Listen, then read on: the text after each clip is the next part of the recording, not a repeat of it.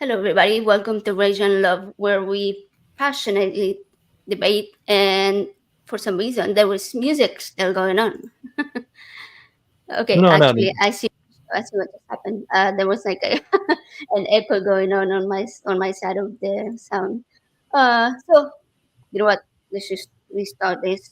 Welcome to Rage and Love, where we passionately debate, explore, and review topics of religion, science, history, and current events. So today we have two guests and my co-host Joey. But before I make the introductions, I just want to say something super quick. I want to mention that generally we keep an eye on the chat. Today I have a moderator in the chat. We will take questions if anybody has any questions that are relevant to the conversation that's going on. Uh, but I will not be taking any comments or questions that are attacking our guests' beliefs. As you know, obviously, this is an atheist channel, and we often cover topics of religion. But this is not going to be a debate. This is going to be a very friendly conversation. In fact, it's an example of how we can sit across the table with someone who holds different beliefs and still be respectful, still be kind, and still be accepting. And not just that, but in fact, we can actually be on the same side of the table sometimes, right? When it comes to certain things, we can be on the same side of the table. So I expect the chat to be respectful, and we appreciate you guys. So Joseph, how you doing? Hey, good to be on the show again. I know I'm vacant and away quite often as your co-host, but hey, I'm here today, and looking forward to some great conversation as always. And yeah, looking forward to the show. Right. So today we're going to kind of explore what happens when people start questioning the very faith that once defined their life or their identity, and how leaving behind these sort of beliefs sometimes can have an emotional toll. So we have two guests today. One of them is Damien, who's also been on the show before. So welcome, Damien. Welcome Hello. back. Yeah. Welcome back. All Yep. right. Thank you for coming on. And Tim is a former evangelist who used to be, I believe, a worship leader who is currently still a theist, but no longer part of the high control and fear based world of evangelicalism. How are you doing, Tim? Welcome to the Good. show. Thank you for having me on. Really cool to be here. Yeah, hey Tim. Awesome. Yes, it's really exciting to have you. Tim, tell us just a little bit about what you do. Like, where can people find you? Because I know where to find you. Have found you to come over here. So, Oh, yeah. I mean, the long and short of it is I started an organization kind of by accident a couple of years ago called the New Evangelicals. And people can find me on those accounts, Instagram, TikTok, podcast, YouTube. And I also have my own personal public, content under the name at Tim Whitaker Speaks. So, yeah, you can go to either one, but they're pretty consistent as far as the messaging. nice. That's cool. Yeah. So, when I first heard about you, it was from Truth Wanted. Mm-hmm. So I had just been on the show like 2 weeks before you were on, I think. And so when I saw you come on, I was surprised because Dan was like, well, we have a guest who's a theist. And that was kind of unexpected of Truth Wanted. So I was moderating the chat. I became a moderator for Truth Wanted and all the other ACA shows. And I can tell you that people were surprised, but not in a bad way. It was like extremely positive response from all of the people that were watching. I don't remember seeing any kind of negative feedback. In like people enjoyed your interactions with the callers, your very progressive views. So I would like to know: were you nervous about doing that kind of show? No, not at all. I mean, I go to Christian nationalist mega events. I've met Charlie Kirk in person. So if I could talk to him and be in the belly of the beast every year, talking to a more atheist crowd that would share the same values I have around like how we love our neighbors and how we think about human flourishing. And of course, there's always nuance, but the general thoughts are largely the same. I wasn't that nervous at all, because I lost the need to convert people like a long time ago. You know what I mean? So, like, why? I mean, we can argue for fun about if God exists or not. It's a great thought experiment, but ultimately, what I'm more concerned about is how are we loving all of our neighbors? And whether you're an atheist or a Buddhist or a Christian, I'm not super concerned about that part. You know, it's more about the actions behind it. Wow, I like that. That's really a really good way to view it. Yeah, I feel that because when I first started in the atheist community, there was a lot of like, you hear the calls, and it seems really like a kind of like a fight rather than a conversation. And I was like, you know what? I want to have conversations. I don't want to fight with people. I don't want to like uh, push people away. I would like to be able to sit at the same table and have a respectful conversation. And one thing that I really do like about Truth Wanted, especially Dan, is that he is such a friendly person. And I think that he made this show really easy for you to be on it. And like, I did not sense any kind of tension or anything like that. It was a really great show to watch. Yeah, I had a great time. It was a lot of fun, and you know, I think that when people realize that I'm not here to try and convert people to see the quote unquote truth, it's like it kind of disarms, you know, the nature of like, oh, like the, you know, the Christian guy coming in, because let's face it, right? Especially in America, like the modern evangelical apologetics world is so focused on like convincing non-believers why they should convert to the truth of Christianity. But I think as I dug into just the realities about the Bible and faith and theology, I realized that it's not a science, it's a conversation. So it's a different way of thinking about things. You know, I'm not going to argue for the existence of God the same way I would argue against a flat earth, because one, we could objectively prove, like we can actually measure and do math and demonstrate why that position is false. But God is a conversation that humanity has been having for thousands, maybe millions of years, you know, about what this God is like, and what this God might or might not be doing, and all the problems of evil and chaos. And so the idea that I'm going to convince someone who wouldn't hold my position to come to my side because of quote unquote objective truth around God, kind of a fool's errand, I think, long term, you know? Yeah, I feel the same way. I've given up on that idea of like trying to convert people or be like, hey, you know, you believe and you're wrong. Like, no, like I actually like to have the conversations now and be like, hey, you know, like let's share why we both believe what we believe. And in the end, it seems like it is the same reason. We both want better for other people. Yeah, exactly. Ultimately, like you say, our neighbors, right? Like we may word it in a different way, but we ultimately want the same thing. We all want basic human rights to be respected. Exactly. I mean, I would say that Jesus teaches me to love my neighbor as myself. You might get to that same conclusion through a different method, but the value is the same, you know? Right, Yeah. exactly, yeah. Well, that's the thing. And Oh, go ahead, AJ. I'm sorry. no, go Well, ahead. I was just gonna say, like, you know, a lot of times when you're discussing religion, like I have some family members that if we start discussing religion, they say don't talk religion at all because we can't agree on it. But like AJ said, I mean, it should be an open discussion. You shouldn't get offended. You shouldn't be offensive when someone else is expressing their view or a different viewpoint. But it seems like we always put up our guards where we don't want to have that open type conversation. Mm-hmm. Yeah, I totally agree. Yeah, no, I was gonna say that speaking of friendly people, I was I am super excited about going to NanoCon next week because your co-host April is gonna be there. Oh, of course So she is. I know I'm gonna get to meet her, and I'm really looking forward to that. You know, you guys started that show this year. You said Yep. Mm-hmm. that's cool. That's Yeah, awesome. it's been great. Yeah. How did that happen? Like, what did you meet or? Oh, how did I meet April? I met April through the internet long term. I mean, I found her online as a content creator when I was starting the New Evangelicals, and we connected, you know, as you do, because you're kind of making the same content your own way. And I invited her out to do a live in-person podcast with me in Tennessee, maybe 2.5, 3 years ago. And we really hit it off, and we always kept in touch. And then as I developed the podcast more and more, we wanted to add a new segment onto the New Evangelicals podcast where we essentially recapped the news that week. and I wanted a co-host. I was like, me and April, I think could be a really good fit. So we started that, and we called it the TNE Recap, and that dropped every Friday. And then this year we spun that segment off into its own show called the Tim and April Show. So that's how it happened. Okay, that's cool. Yeah, I like that. It's been great. Yeah. So I have watched a lot of it.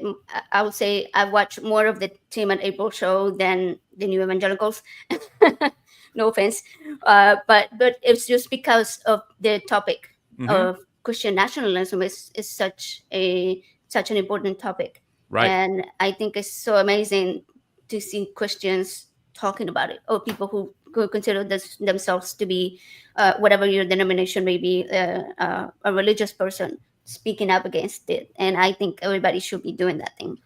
But speaking of religion and your journey, I want to ask Tim and Demian, both of you, where you stand today on your journey. But I'm going to start with Tim. Okay. You have gone through like a process of deconstruction from your evangelical faith.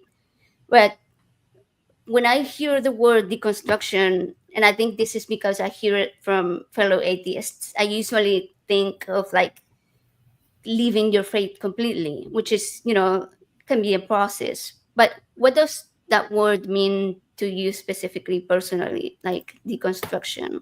Yeah, well, that's a good question, and it's really both and. Some people call deconstruction a movement, but it's not. It's an explosion, and it's simply a way of describing a phenomena that really, I think, took off in the middle, or maybe middle and end of 2020, where a lot of people, for whatever reason, started really rethinking what they believed about their previously held beliefs. And for most people, it was folks similar to myself who grew up in white evangelical fundamentalism. I was homeschooled, like I was part of that world. I was raised to be a warrior for Jesus. I marched in the pro-life rallies. Like I did the thing.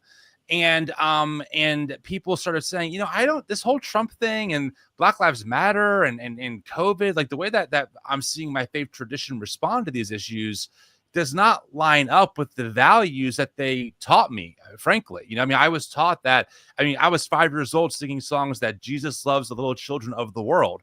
And that same tradition is cheering on concentration camps that are building in Florida for immigrants. And it's like, wait, something isn't jiving, right? Or they think that the children in Gaza deserve to be obliterated because of Israel. I'm like, wait, that doesn't match the value of what you taught me. So for the idea of deconstruction, it's simply moving and being able to reconsider what you held as previously like immutable truths about God and the Bible and your faith, and putting them back on the table and really reconsidering, is this as true as I thought? And if it isn't, where do I move from here? Some people, I'll put it this way, the analogy we use a lot is like a house analogy. And I talk about this idea that a lot of us kind of grew up in the basement of Christian fundamentalism. We were taught in that basement that this is all there is to true Christianity. And for whatever reason, we got above ground. Maybe it was church abuse, or we just had questions that we couldn't find good answers to. And we realized that above ground was actually a huge house full of other rooms of Christian thought and tradition that was way more robust. But some people, when they get above ground, they're so messed up by what that basement did to them, they have to get out of that house completely, and they run straight out the front door, right? And so deconstruction is just describing you getting to that point of getting above ground. And from there, you could do whatever. Some people go to the house next door. Some people go to no house, right? Some people like me stay in the house and want to explore the rooms of Christian thought because it's so robust. 2,000 years of church history. There's obviously a lot there. But that's really what deconstruction is. Ultimately, it's not about a right or wrong thing or about like you have to end up here. But I will tell you, and obviously it's skewed because of the other people that I work with. But a lot of people who deconstruct, they don't want to leave their faith in Jesus behind. They don't want to leave like their traditions behind. They want to be more consistent with who they see Jesus in the New Testament to be. Someone who says, love your neighbor as yourself, love your enemies, blessed are the meek, liberate the oppressed, feed the hungry, etc. So that's where a lot of folks that I work with, what we're trying to do, is just kind of find that better path forward. But many people absolutely deconstruct, and maybe they lose all belief in any kind of, God. And some people move to other traditions. Yeah. That's such a beautiful way to put it. I had never heard it put so concisely, the house analogy of the basement, because so many people are harmed in such horrible ways in that basement area, right? So when they come out, sometimes they might come out screaming and angry, and sometimes they just come out like, hey, you know what, there are other places to go. And it seems like you found that place to go. And I'm gonna ask Demian, because I feel like that analogy applies a lot to the conversations that he and I have had in the past. Like, we've been discussing religious for a couple of years, and always in a very respectful and productive way. And a few weeks ago, Damien, you were on our show, and you told us that you no longer consider yourself religious, but that you're really unsure of what label exactly you wanted to hold now. So I was surprised, because when I first started having these conversations with you, you were very firm uh, in calling yourself a Christian. So what do you think changed, and where do you stand now? Can you share that with us? Yeah, I think the way Tim describes it was actually, he hit it right on the nail. Actually, just into recently, I started considering myself not religious just because of all the things going on in the world. I still believe in God. I still believe in God. I still, on every morning before I go fishing, I pray to God. And I think that right there is beautiful. I believe that if I want to be follow this God, I should. If that person wants to be an atheist, they should. I strongly believe that everybody should get to do what they want. But now that I realize that I'm not religious anymore, I have realized that, well, religion shouldn't be in politics whatsoever. Like, there's no excuse to put religion into politics, because there's a bunch of other people in the US. There's Muslims, there's atheists, we're so diverse, and everybody should have the freedom to believe in whatever they want. But don't put it in politics, because once you put it in politics, you're affecting everybody that's not in your circle. Yeah. Yeah, that's true. That's true. I mean, we've talked about the separation of church and state, so much on this channel. uh, but I wanted to clarify. Tim, let me ask you. You came from being a conservative evangelical, and you said you came up to the above ground house, and you found all of these things that were out there. So how do you define your current faith? Like, would you say you are still a Christian, or what? How Oh do you yeah. label yourself? Yeah, definitely still a Christian, I mean, for sure, because the term Christian is so vast.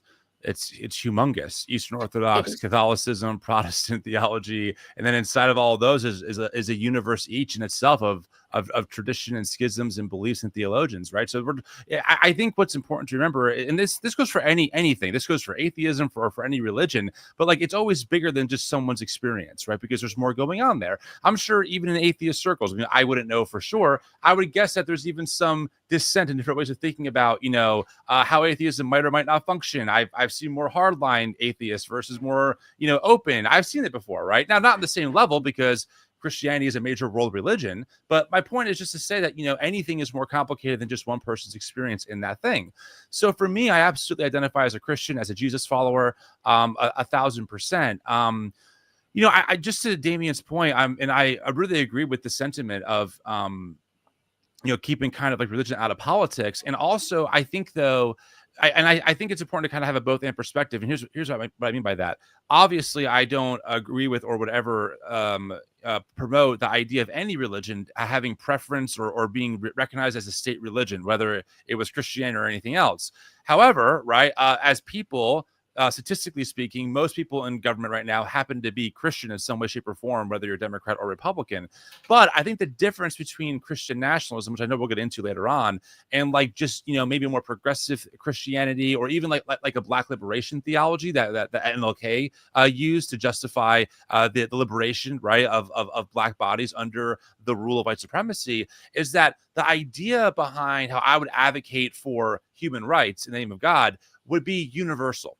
So, for example, right, me, AJ, and Joseph, in theory, could agree that, hey, we need universal health care in this country. Like, that should be an absolute guaranteed thing, especially in the world's richest country. It's ridiculous, right? That people go into debt to get medical help.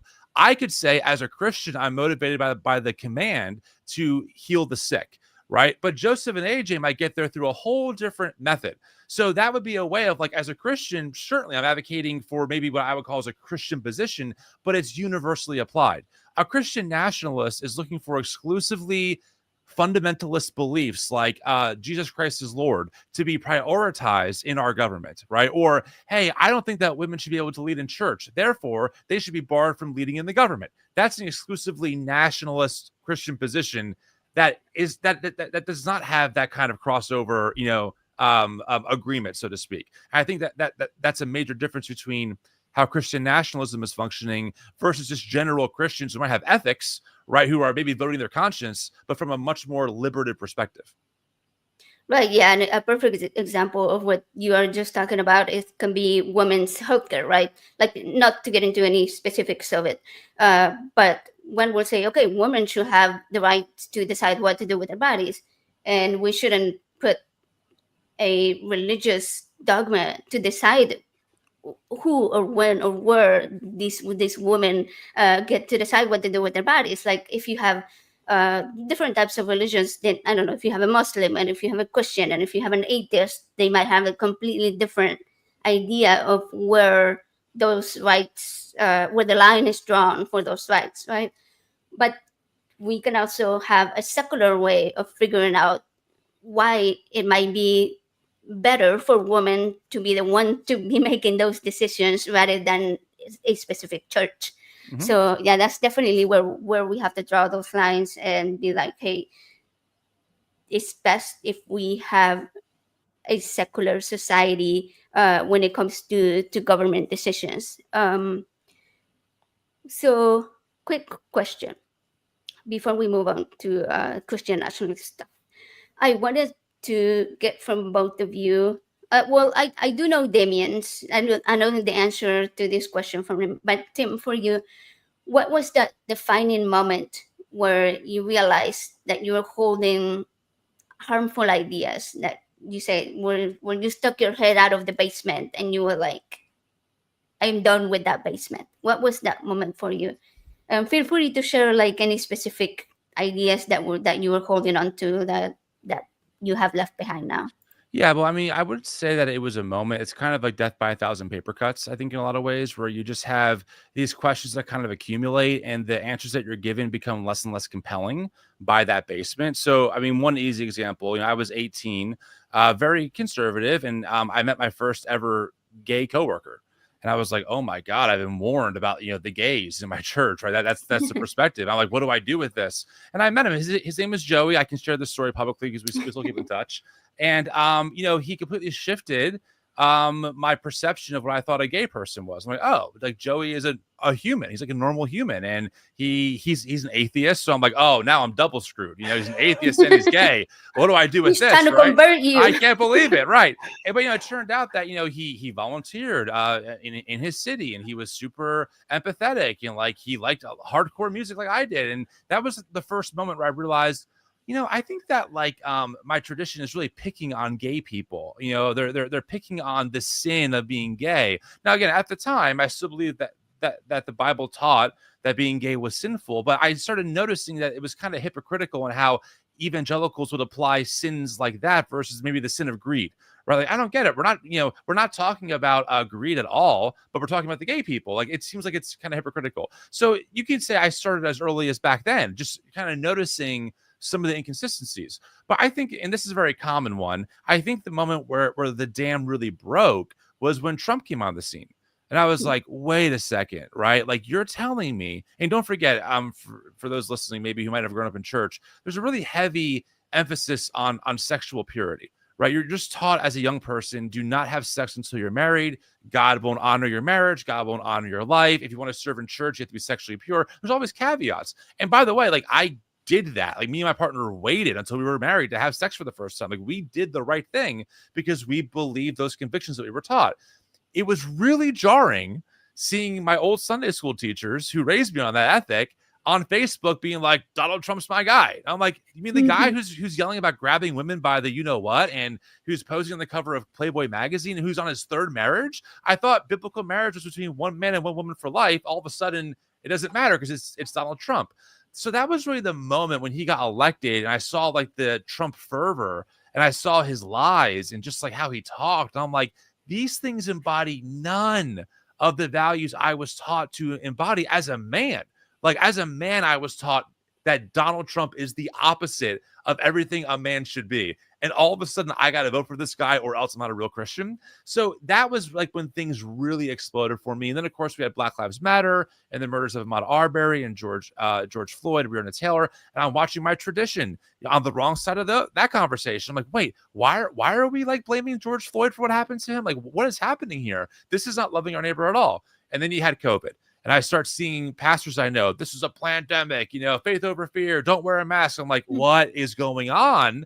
It just felt so logical to be like, well, loving my neighbor, again, the most important commandment Jesus says is twofold. Love God with everything and love your neighbor as yourself. It did not seem like a stretch to wear a mask during a pandemic in a way of showing my neighbor that I love them as myself. But for some reason in my tradition, that was like wild, like tyranny. So I think all those experiences really blew up my notion of like, something is really, I don't know what it was. I had no categories for it yet, but I just knew something was really, really wrong. And then I'll tell you when I knew that things were like so bad, there was no way I could stay there. It was January 6th. When I saw a Christian flag being paraded through the Senate chambers during the insurrection. Now, you have to understand, as a church kid who literally gave his life to the mission of the church, mission trips, planted churches, worship team stuff, I've done it all. I pledged allegiance to that flag more times than I can count as a kid.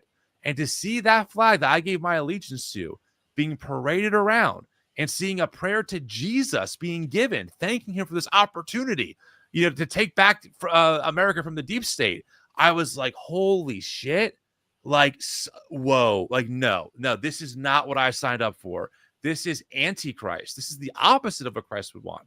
So all of those factors is what led to me just going, I got to either find a better path forward in my faith, or I got to leave this house completely because I can't stay here. Whatever this shit is that I'm watching, I can't be here. So that's kind of what led me to kind of, get above ground ASAP and see if there were other ways forward.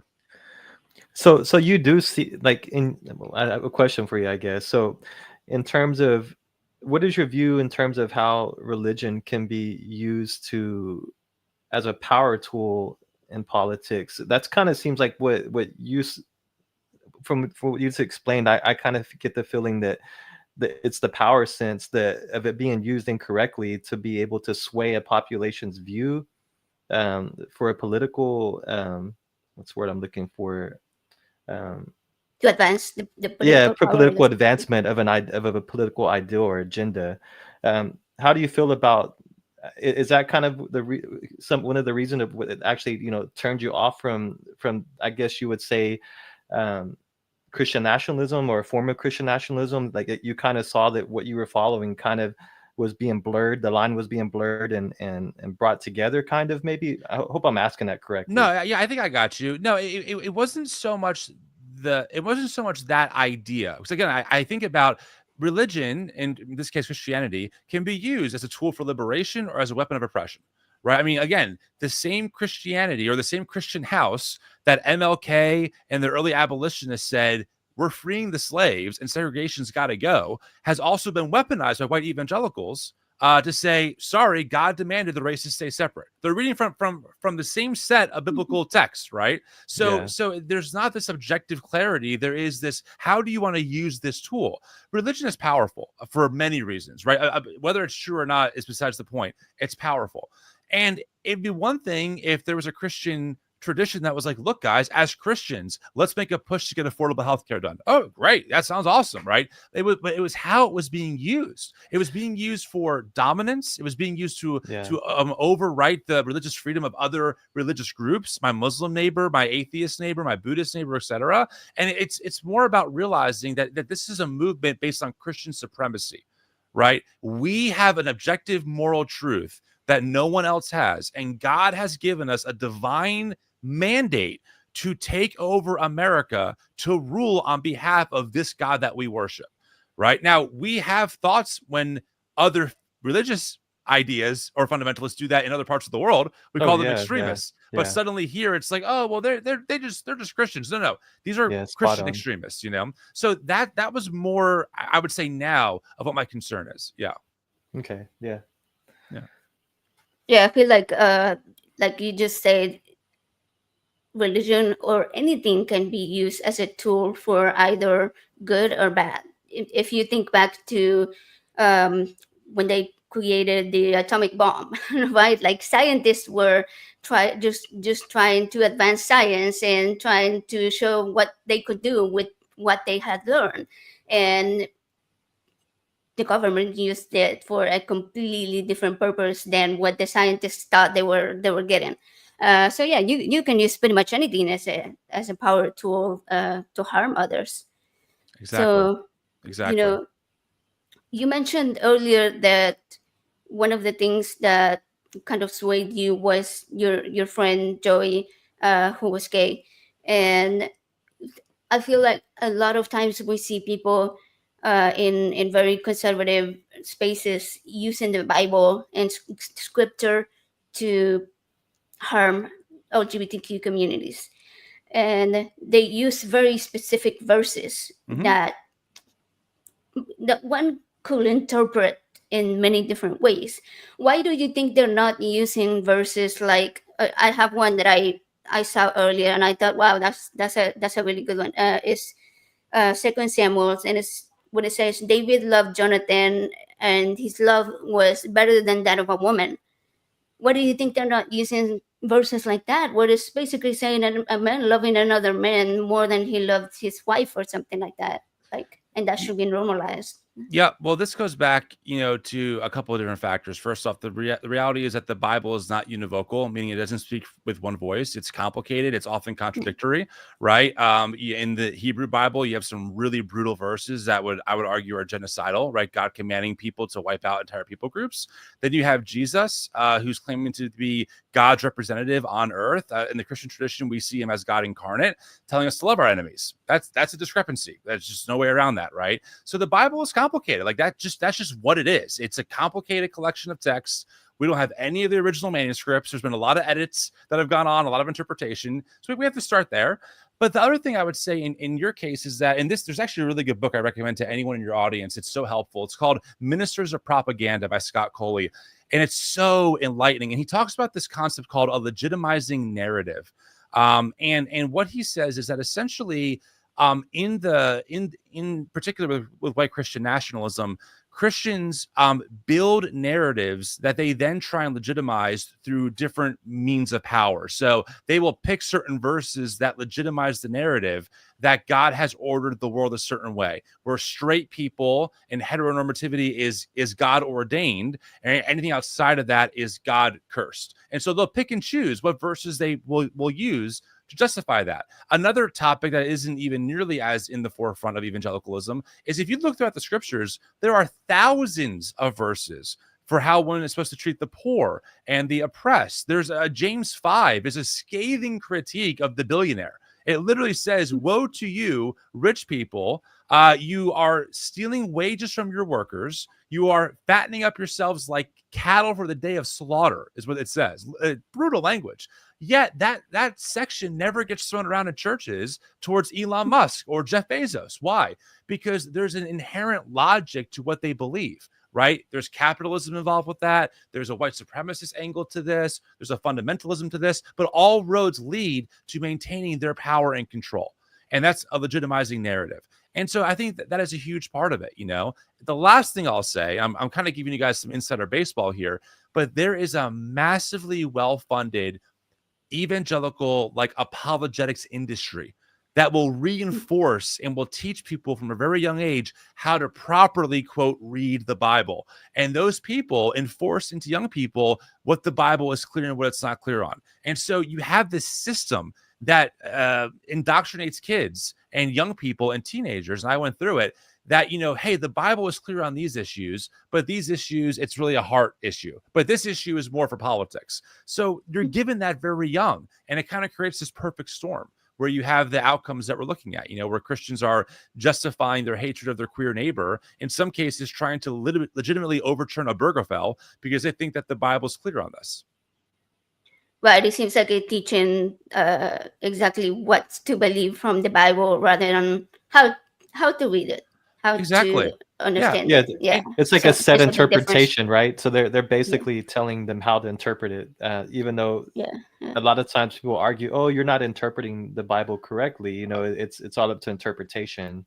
That's right. I mean, everyone is someone's heretic at some point in Christianity, right? I mean, Martin Luther was the Catholic Church's heretic, and people like me are like, wow, Luther was so great, right? But back then, the church wanted to literally burn him alive for what he did. So there's always this debate, especially in Protestantism, of like who's right. And every denomination is like, we have the truth, we're Bible believing, but you have such very vast differences. Some people believe that women can be in leadership because of the Bible, and some people say no, the Bible's clear, they can't be. Okay, that's a massive discrepancy for reading the same exact book, And the last thing I'll say, I'm sorry to belabor the point, I just think it's important to say it.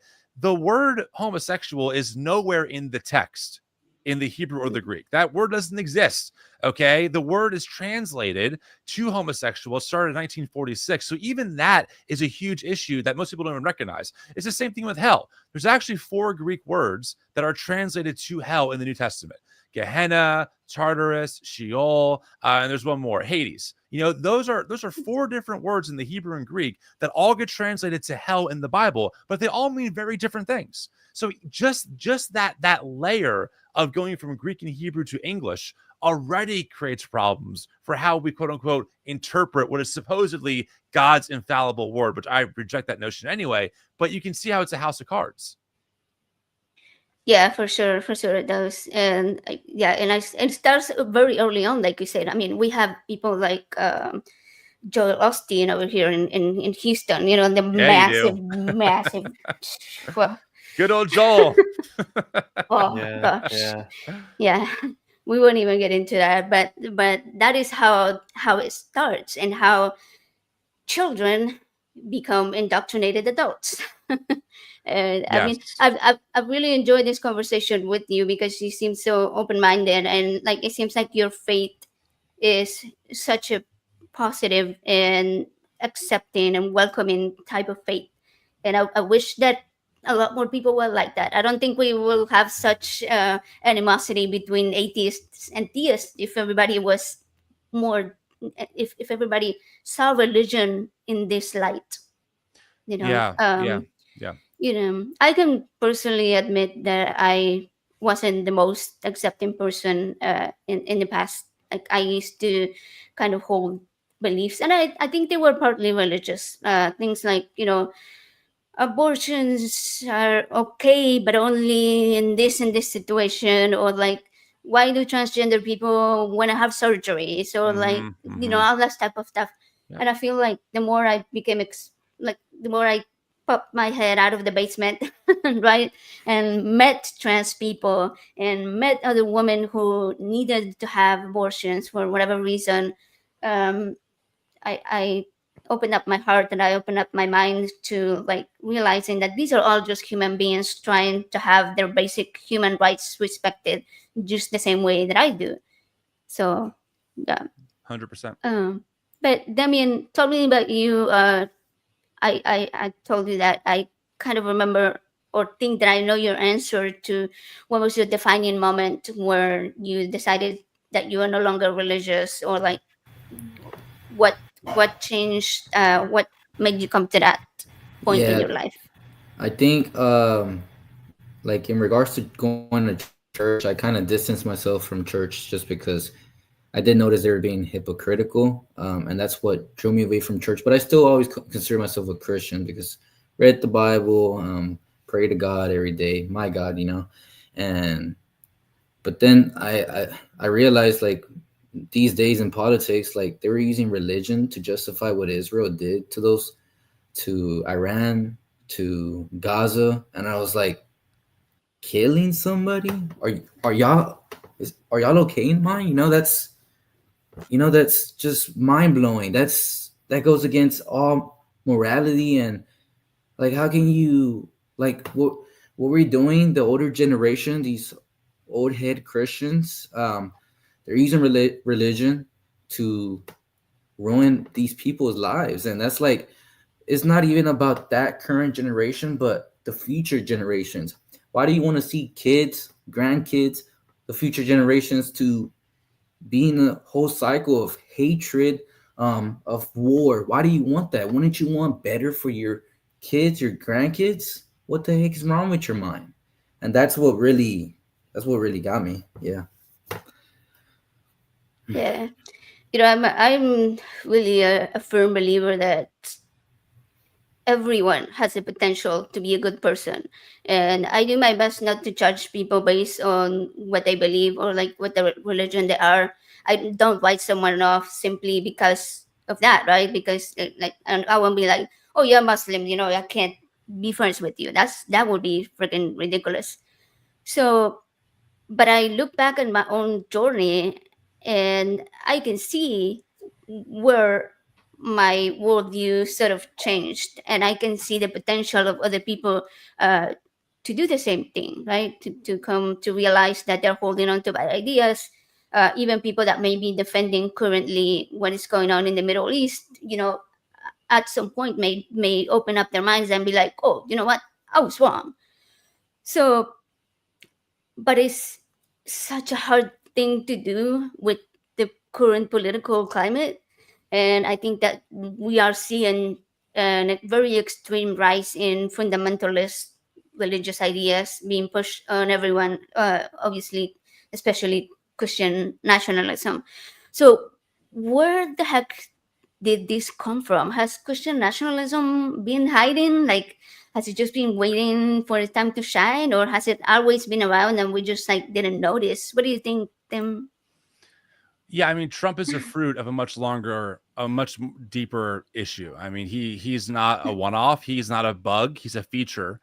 So, I mean, where do you pick up the conversation? I mean, the Crusades, or the Doctrine of Discovery. There has been a major issue in Christianity of streams of Christian thought that believe in conquering their neighbors. I mean, that's a reality of the Christian tradition, right? That is, there are rooms in the house that I don't want to ever go back to because they do a lot of damage, right? They're full of mold and toxins.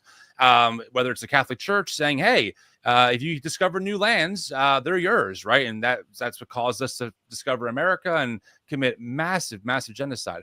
But for our sake, for context, let's pick it up from like the 1960s.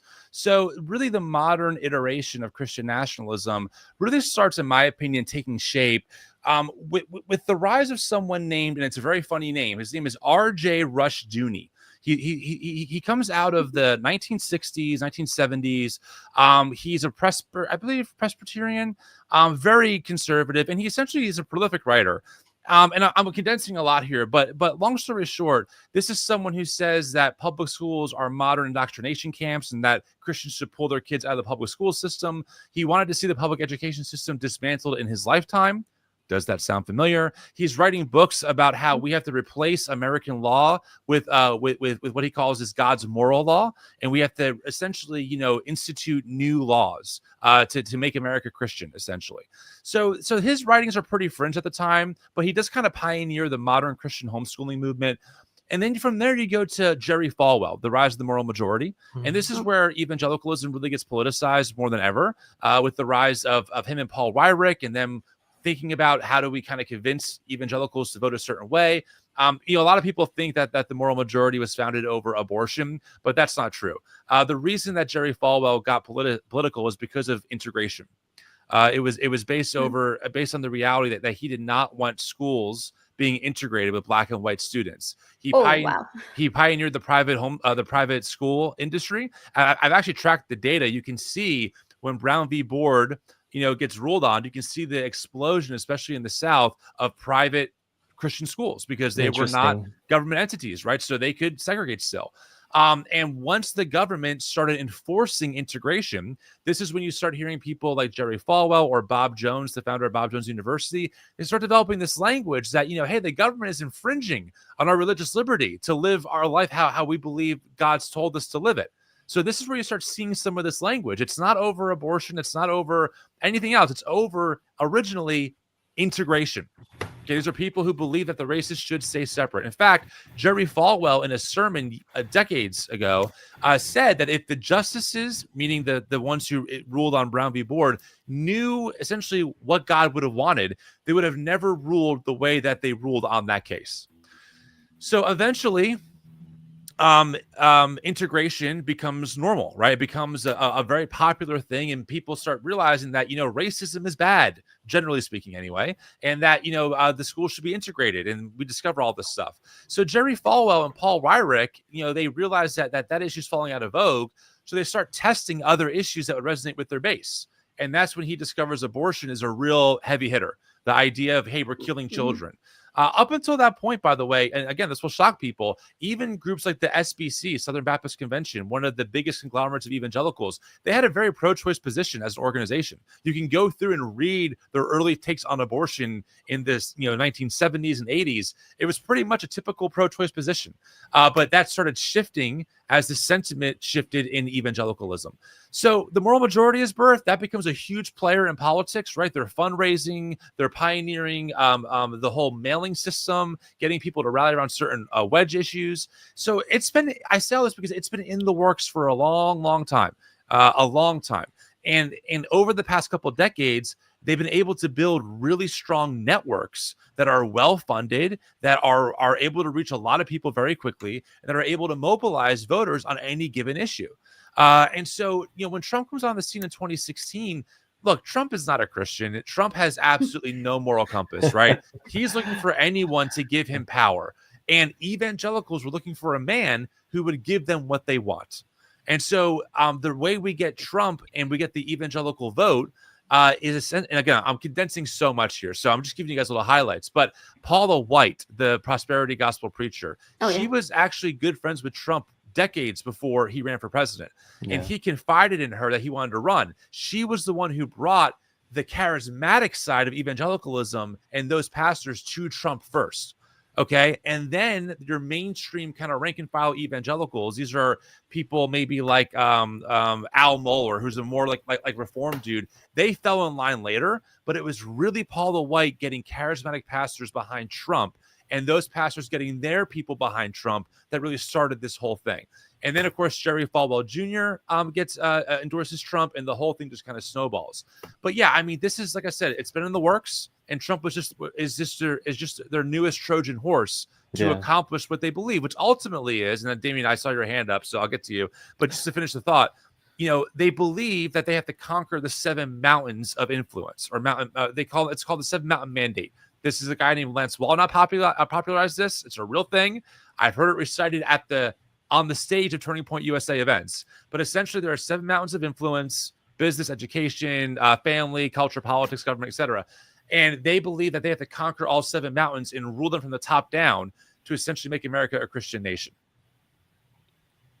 Yeah, I knew that Falwell was awful, but I did not know that he was that awful. Yeah, mind blown to know that that's where it all started from. I had no idea it was based off the segregation and so forth with the school system. Well, go ahead. I mean, you had something you wanted to share? Yeah, I had a question for Tim, actually. So did these charismatic pastors nurture Trump, knowing he had hateful views, or did Trump adopt these views just for the money? What do you mean, like as far as hateful views go? What do you mean? Just being, I guess, racist, homophobic.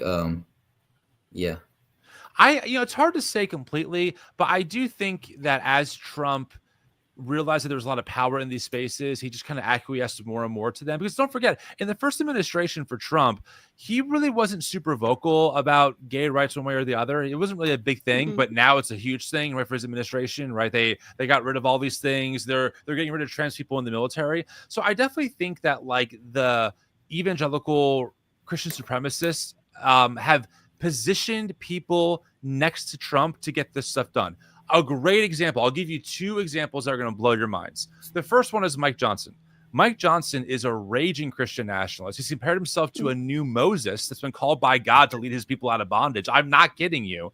And he's someone who has ties to the Christian nationalist world, who believes in this stuff. Believes that gay people shouldn't have the same rights as other folks, who believes in making America Christian again. The other person, and this is shocking, is Pete Hegseth. Let me explain. Pete Hegseth, okay? One of my concerns with Pete Hegseth was, I had many, obviously, but one of the biggest concerns I had with Pete was seeing during his confirmation hearing how no one asked him who his pastors are, because the person that Pete Hegseth is shaped by is a guy named Doug Wilson. Do you guys know who Doug Wilson is? No, never heard of him. No. Oh God. Okay. Buckle up, friends. And then All right, again, all right. I have sources for all of this. This is what I track for a living. Doug Wilson is a pastor. He's out of Moscow, Idaho. He is someone who has written books defending essentially slavery, saying things like, hey, there was never a more harmonious time between the races than during slavery. He's someone who believes that men are to conquer and women are to follow and submit. This man has very extreme views. Okay. He wants, before he dies, Christ is Lord in the Constitution. When 9/11 happened, he said the worst thing about 9/11 was not the planes hitting the towers. It was the ecumenical prayer service that took place in Congress that day that featured a woman pastor. There's audio of him saying that, okay? That's who Doug Wilson is. Pete Hegseth goes to a church that Doug Wilson kind of oversees in like his denominational network, okay? Pete Hegseth says that he likes Doug Wilson's writings. This is who is I could believe that. Pete Hegseth. Yeah, I could, based on how you explained this guy to be, I could understand where Pete Hegseth gets those his viewpoints and the teachings from. His extreme views on that are just crazy. Yes. And so again, though, during the confirmation hearing, no one asked him about this. Like no one, right? Because people don't understand the shadow network that's been built all these years in spaces I grew up in. I've never heard that name. And Yeah. I've read a lot about Pete. I've looked into a lot of his background, but I've never thought to look into that. So you brought up a very, very great topic and just question in general. Yeah. Yeah. Good. Yeah. Damien.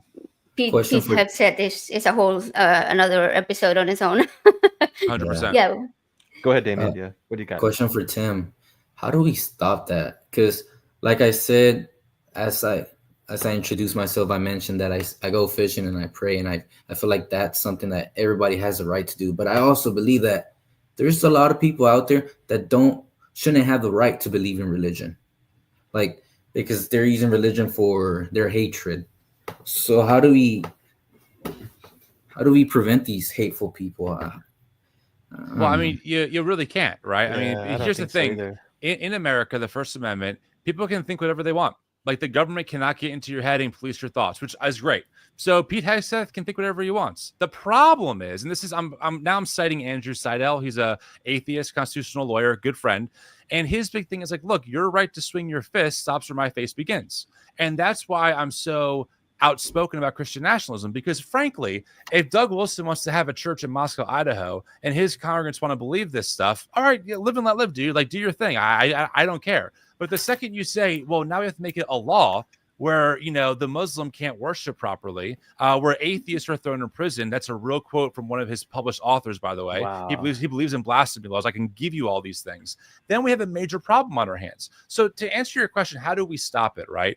I think the biggest thing that I like to do, I think is important, is education. Most people in America don't know that these folks exist and don't believe how radical they are. And when you grow up in it, you just know because you grew up in it. I sang a song as a kid called "I'm in the Lord's Army."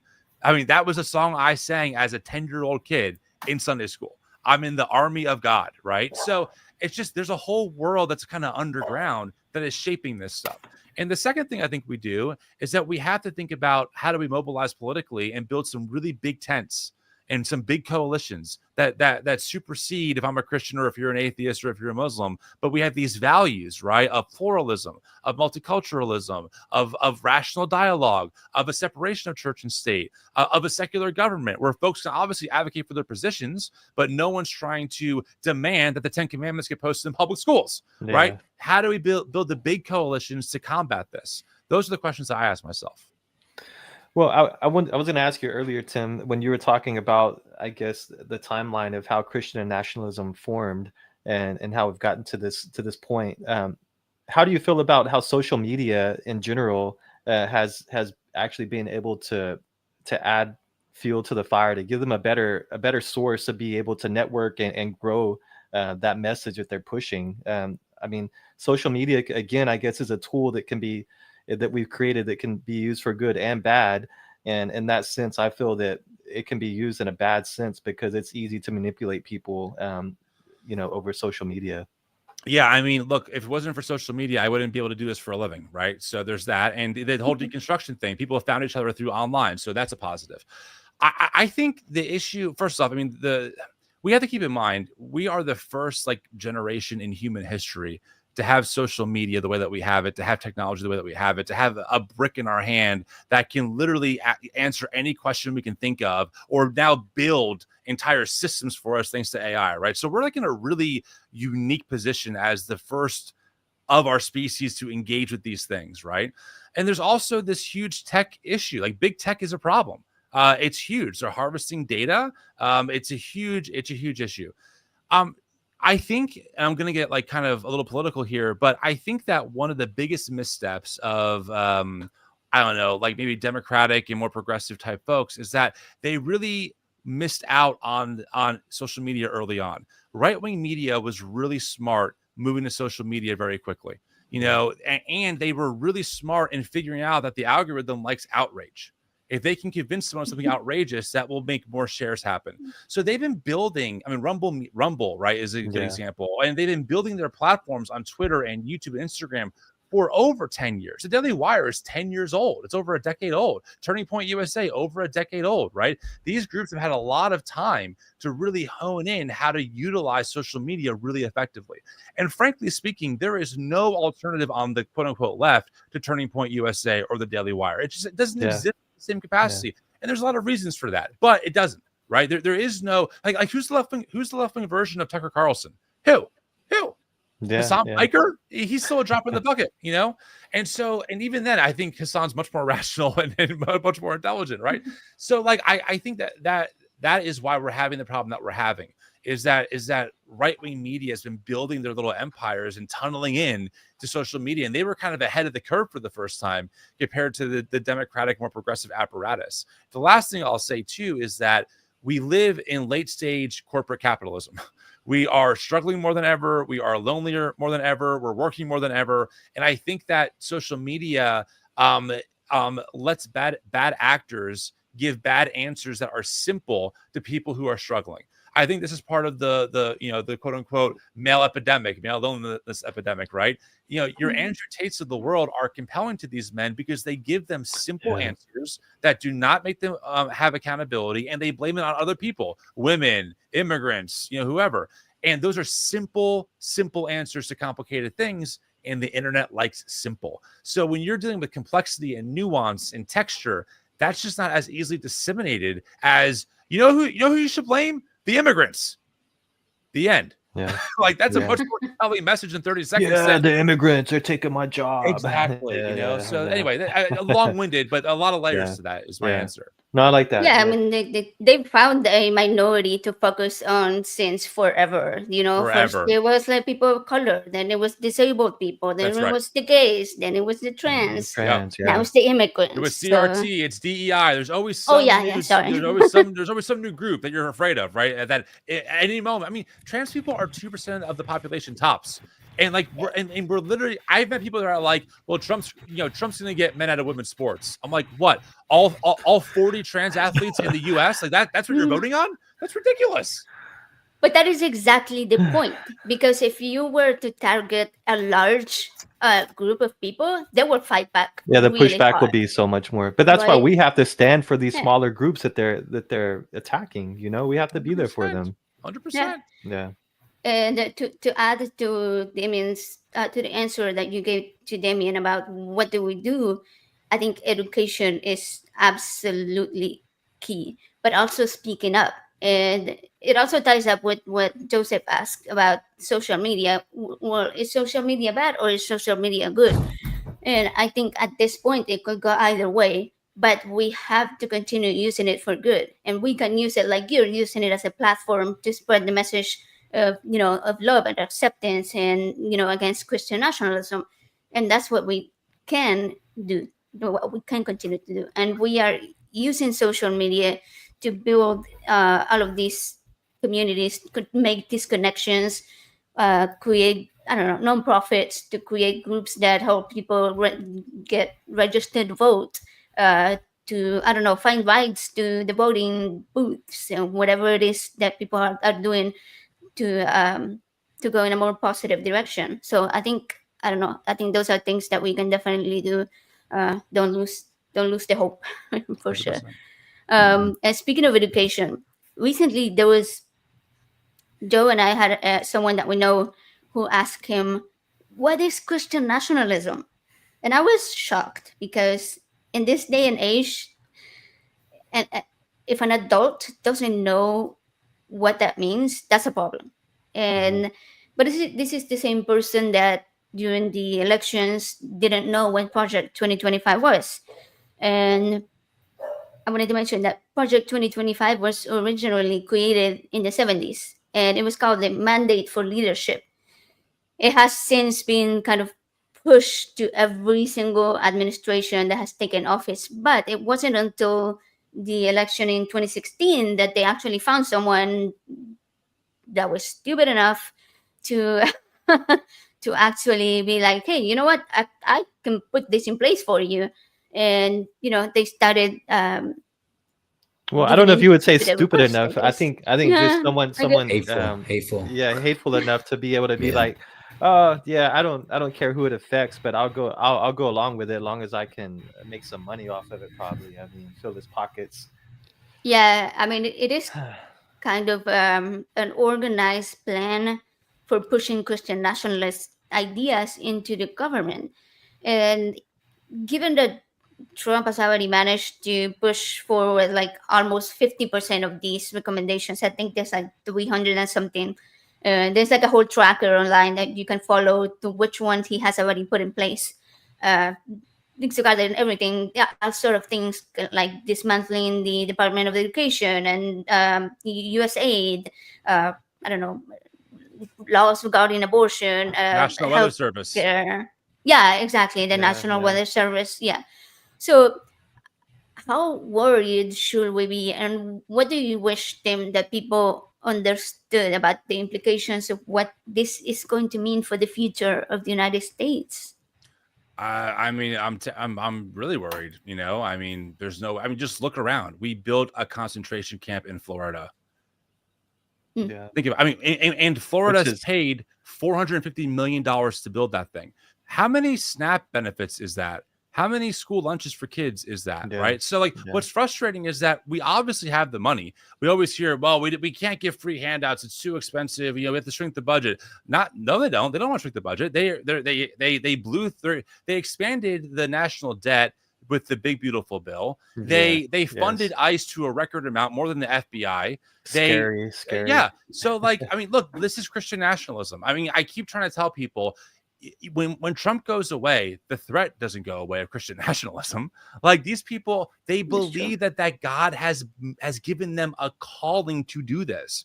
This is part of a humongous plan for them. They are organized. They have a billionaire war chest that will fund them. They have all kinds of groups. There's a group, I've been to their location. There's a group in Washington, D.C. It's a Christian group that faces the Supreme Court. And every day they lob prayer arrows at the Supreme Court to try and convince the justices to vote for conservative Christian values. I've been to the house. I've looked at that house, and they have the 10 commandments aimed at the Supreme Court. Okay. These are groups that are deeply embedded. And again, it's not that they're Christians who are trying to advocate for policies that are human flourishing based, right? There's all kinds of groups that lobby. There's atheist groups, there's Muslim groups. That's great. Of course, we get that. This is not about that. This is about supremacy. This is about people who are saying, no, my Muslim neighbor should not be able to worship how they want. No, my atheist neighbor should not be able to be free from religion how they want. It's about supremacy. And so, people have to realize that. Like, we have to wake up and realize that. Now, here's the good news. There is some good news to this. Statistically, this is PRRI. They do all the data on this, Public Religion Research Institute. About 30% of Americans fall somewhere on the Christian nationalist scale, from either strongly adhere to it or they sympathize with it. Which means I was looking at that earlier. Yeah, which means that about 70% of us don't, right? So they're obviously in the minority, but the minority, when it's well-funded and gets power and erodes the rights of others, is still very dangerous. So, I still believe in the majority. I still believe that we can, fight back. But yeah, I mean, Trump, it's only been 6 months. That's the scary part. That's we're only 6 months. Only 6 months. Like we still have years, not months. So yeah. What worries me though is the foundation that they're going to be able to put in place, that he built on his first presidency. It's already there, so the foundation's there. Now they're building the buildings. Basically, that it's starting to rise from the foundation, and we have to be there to educate people and push the narrative to make people educated and aware of how harmful this viewpoint and agenda is to the freedom of Americans and our country as what it should be. Everybody should be able to be free. Everybody should be able to be themselves. No one should be, pushed down because, they're gay or because of this view. We should all, we if you want to practice religion, you're able to practice religion. It shouldn't be a forced thing. I'm completely 100% okay with my neighbor being religious, as long as you don't push that agenda on my other neighbor or on me. We have to learn how to be accepting and understand that the narrative that they're pushing is taken as in the wrong direction. 100%. And speaking of that, has America ever been a Christian nation? No. I mean, here's the thing, right? Here's the thing. As far as the founding of the government, our Constitution, no, it's obviously secular, right? Our founding fathers, even the Christian ones, would not hold a lot of beliefs that most evangelicals hold. Is there like a cultural Christian sentiment just because of like the people that migrated here yeah, there is, but that doesn't make us a Christian nation, nor does it mean that somehow that should be privileged over others, right? And so it's just kind of both and of like, no, we're not a Christian nation, but also statistically we've been Christianized in a lot of ways, whether we like it or not, right? But again, I'm not saying that as justification for like why this is okay. I'm just saying I think it's important to be comfortable with reality, whether we like it or not, right? So yeah, it's part of the history. Exactly. And Tim, what is, do you say your organization, the New Evangelicals, is a nonprofit? Is that right? Yep. Okay. So what are you guys doing to dismantle Christian nationalism, and all of these ideas? What message would you give to other Christians? Because obviously being a Christian is not the same as being a Christian nationalist. It's like completely different things. So why should Christians fight against Christian nationalism, and what can they do to do that? I mean, yeah, there's so many reasons to give. I'll give two. One is that it's your obligation to. This is your tradition that's doing this, right? If America had like an ISIS problem for real, I would expect my Muslim neighbors who were not radicalized to help us combat this because they understand the tradition better than I could, right? But we live in America, and so it should be on Christians to be dismantling Christian nationalism, especially the ones who helped kind of build it even inadvertently, like myself, right? And the other thing is that it's a command by Jesus to love your neighbor as yourself. And Christian nationalism wants to build new crosses for their neighbors. we have an obligation to stand against that, right? Like we have an obligation to promote the well-being of all of our neighbors. And so I just think from a quote unquote, like, Jesus perspective, a gospel perspective, there's a mandate from a sense of just justice and in a sense of we kind of created this problem. There's an obligation to stand in the gap. It shouldn't be on our atheist neighbors to take the brunt of this. It shouldn't be on our Muslim neighbors. It should be on Christians who are the first line saying, absolutely not. And also let us help you out there understand where this comes from, because again, until you grew up in it or are part of that world, it's just really hard to fully grasp all the nuance. Yeah, and I'm pretty sure Jesus said love your neighbor, but he didn't say check their papers. Yeah, right? I mean, Jesus was an immigrant. Exactly. It is yeah. really interesting, isn't it, that every Sunday, white evangelicals claim to worship a brown-skinned immigrant who lived under the occupation of empire and was killed by the state. And then the next day they buy alligator Alcatraz merch. Like the cognitive dissonance is it's outstanding. It's unbelievable, right? But this is the dichotomy that we're dealing with. Yeah, these were the same people that whenever the Black Lives Matter movement came up, they were like, oh my God, well, what about all the other lives? All lives matter. And all of a sudden, well, but only if they have papers. Exactly. Very good point. If they don't have papers, just throw them to the alligators. Well, I mean, there are people saying that, right? Like Laura Loomer literally made a joke about 65 million meals for alligators. This is the level of dehumanization that is happening in these spaces. It is mind-blowing that these folks claim to worship in our belief system, the risen Christ, the one who taught us the Beatitudes, and then they make those kinds of comments, and they don't even make a dent in Christian headlines. It's like problematic. Like, are you joking? Are you like, have you read the words of Jesus? You would be the first. If Jesus was alive today, he'd be deported under this administration. He'd be toast. He'd be gone. He'd be gone. It's unbelievable. Yeah, I don't know if you've seen the videos, but there are some content creators that went out and started asking Trump supporters whether they will allow Jesus to come if he was an immigrant. And they pretty much said, well, only if he came here legally. Right. Like, your savior. Right. You're going to check his papers. Right. Come on. God incarnate, again, in the Christian tradition, right? God incarnate. You're going to tell God incarnate he needs papers. Are you kidding me? Like, it's ridiculous. Right. There is this I said that there has been a lot of pushback even from some religious people. I was looking into there's one organization called Evangelicals for Democracy, who are very much against everything that's going on right now. And there is a local Texas representative, James Tellerico. I don't know if you're familiar with him. I've interviewed him twice. He's wow, my God. Okay. I really like him. I actually flew out to his seminary and interviewed him in person from a live audience. We brought a camera crew and everything. It's on YouTube. It was great. Yeah, I'm gonna have to check that out. Wow. I'm gonna check it out.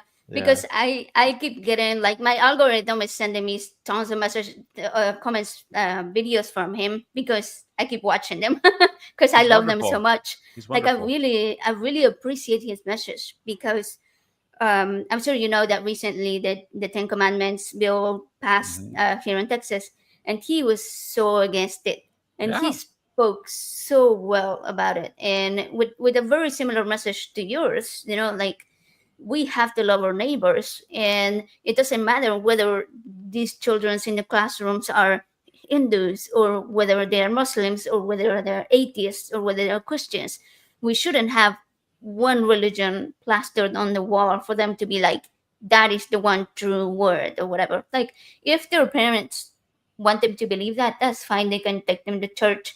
They can teach them at home. But in a public setting, in a public school, it has to remain separate. So I really, really love what he's doing. I was a little bummed because he's going to be having a town hall next Saturday. But we're going to be in Tennessee for NanoCon, so we're going to have to miss it. And it's pretty close to our house. So I was like, oh what a bummer. Yeah, he's Because great. I would love to meet him. He's amazing. I mean, the good news is that there are a lot of Christians, a lot of clergy that are protesting this administration. I'm not sure if you guys saw the caskets that clergy brought to Washington D.C. in protest of the Big Beautiful Bill, demonstrating all the lives that the bill will kill. I know clergy in particular that are tied into Washington that were calling lawmakers, Republicans, urging them not to vote for the bill. So there definitely are a lot of Christians out there, many clergy, many people who, in the name of God, are like, this is horrible. What is frustrating is seeing how much power that this Christian supremacist minority has when it comes to Trump and government and what they're being able to get done. But like any group, it's not monolithic. And there are a lot of Christian leaders, including some politicians, who are completely against what's happening. And that's definitely a good thing.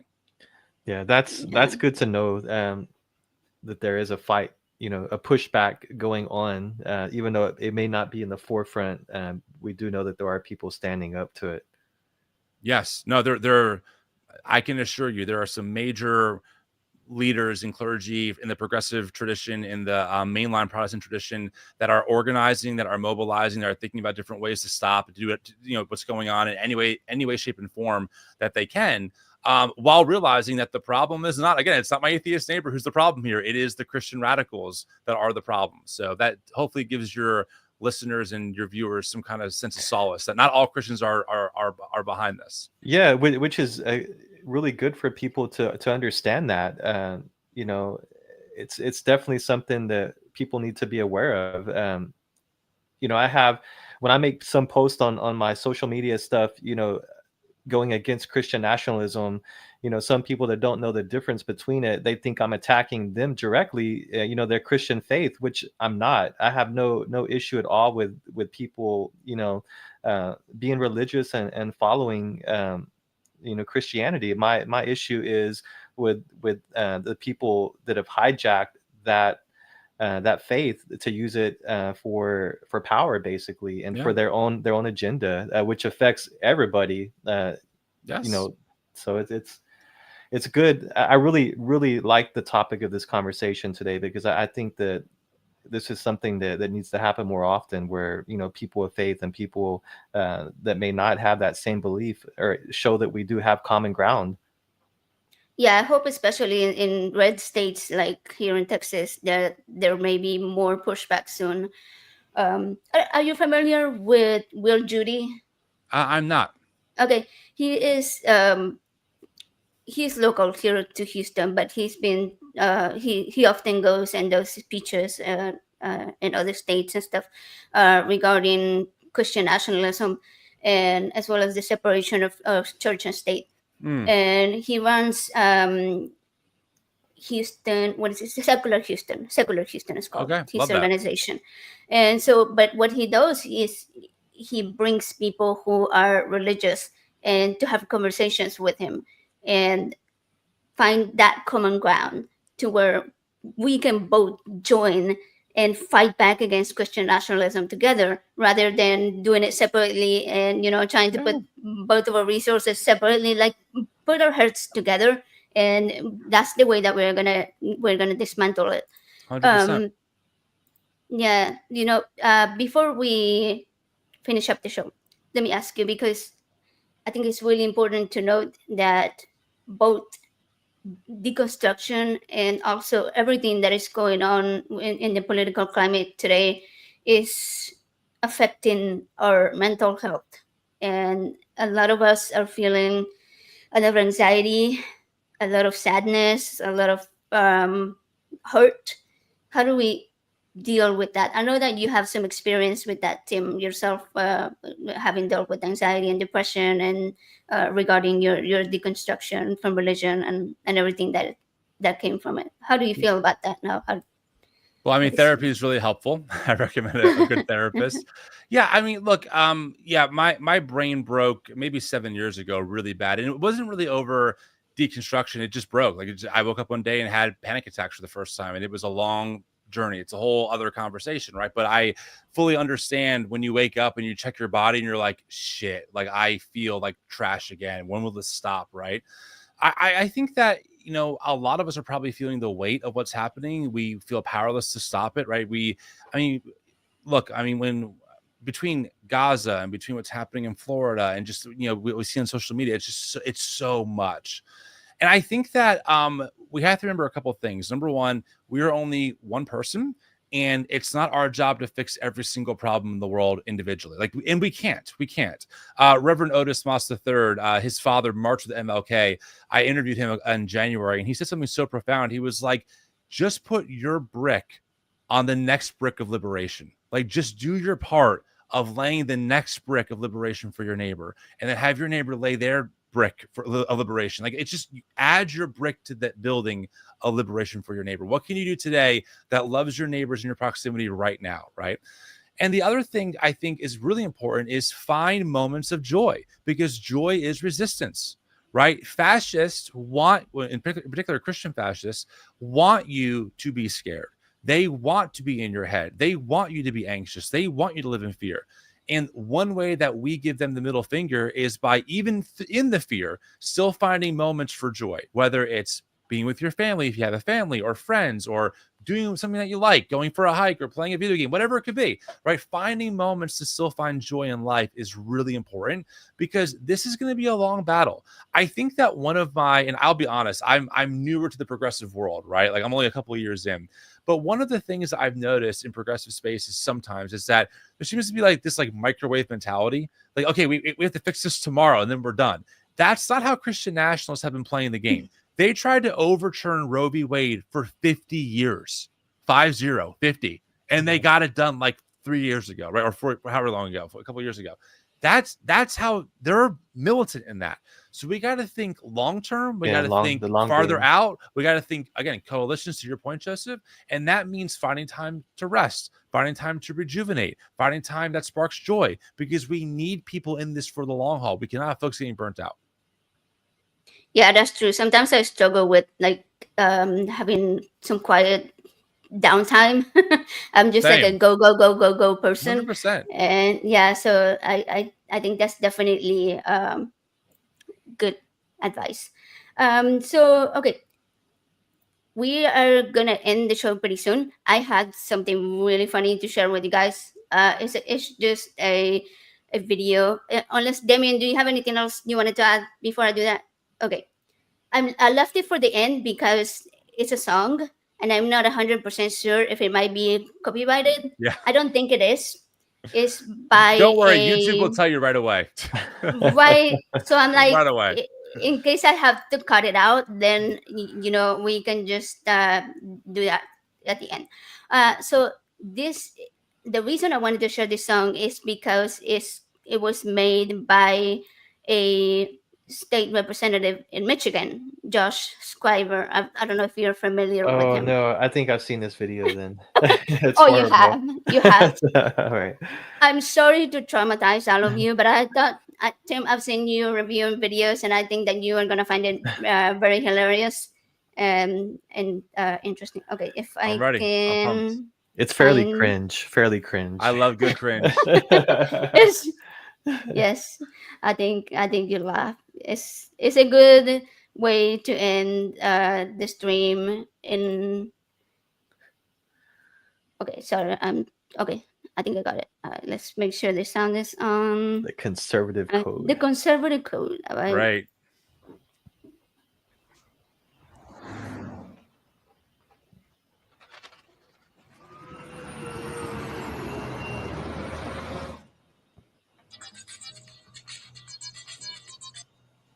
Hello? Hi, this is the news. Yeah. We're calling to figure out why you're being reported as the most conservative lawmaker in Michigan. Honestly, the best thing would be for me to just show you. Show me.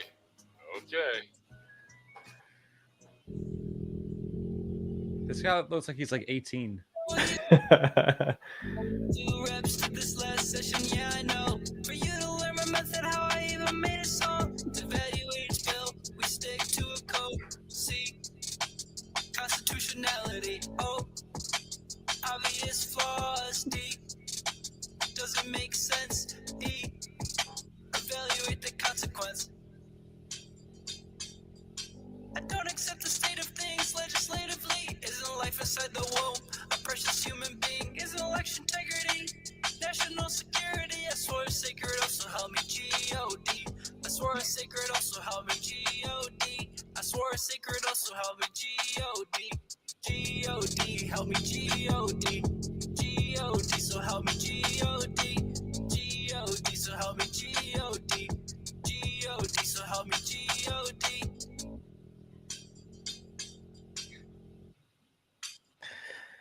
No. Oh, that was pretty terrible. Is there more? He's gonna get sworn in now. Oh, this is I didn't see this part then. This is a real lawmaker? Yeah, yeah. Yes. Jesus Christ. For the term that began January 1, the year 2023, the very best of your ability. So help you God. I do.